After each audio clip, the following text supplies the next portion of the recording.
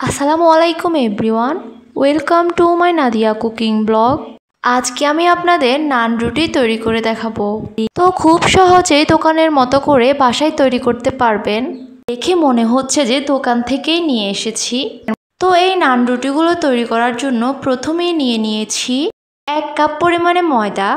আপনারা চাইলে কম বেশি নিতে পারেন। 1 কাপ ময়দার জন্য দিয়েছি 1 চা চামচ চিনি, দিয়ে দিব পরিমাণ মতো ইস্ট। আমি এখানে 1 চা চামচ ইস্ট দিয়েছি। তারপর দিয়ে দিব সয়াবিন তেল। আমি এখানে 1 চা চামচ সয়াবিন তেল দিয়েছি।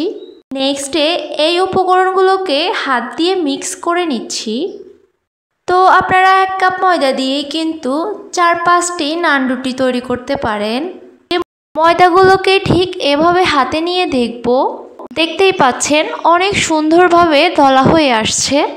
এখন আমি এতে দিয়ে দিব পরিমাণ মতো পানি। তো এখানে যতটুকু পানি লাগছে ততটুকুই পরিমাণ মতো দিচ্ছি। তো এখন হাত দিয়ে ভালোভাবে মেখে ময়দার একটি খামি করে নিব। একদম টাইম নিয়ে মলতে হবে, কিন্তু যত বেশি ময়দার খামিটিকে মাখানো হয় ততই নান রুটি ভালো হয় আর কি। এখন ময়দার খামিটির উপরে সামান্য তেল লাগিয়ে দিচ্ছি। তো ময়দার খামিটিকে আপনারা 2 ঘন্টার মতো রেস্টে রেখে দিবেন। আমি যখন নান রুটি তৈরি করি তখন আমি রাতেই নান রুটির খামিটি রেস্টে রেখে দিই। তো রেস্টে রাখার পর দেখতেই পাচ্ছেন ময়দার খামিটি অনেকটাই ফুলে গিয়েছে।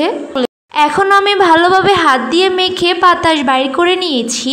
তো নেক্সটে ঠিক এভাবে একটি রুটি বানিয়ে নিব। রুটির উপরে দিয়ে দিচ্ছি লবণ পানি। আমি অফ ক্যামেরায় একটি বাটিতে লবণের পানি করে নিয়েছি। এখন চুলায় একটি পাতিল বসিয়ে 10 মিনিটের মতো গরম করে নিয়ে তাতে নান রুটিটি দিয়ে দিব।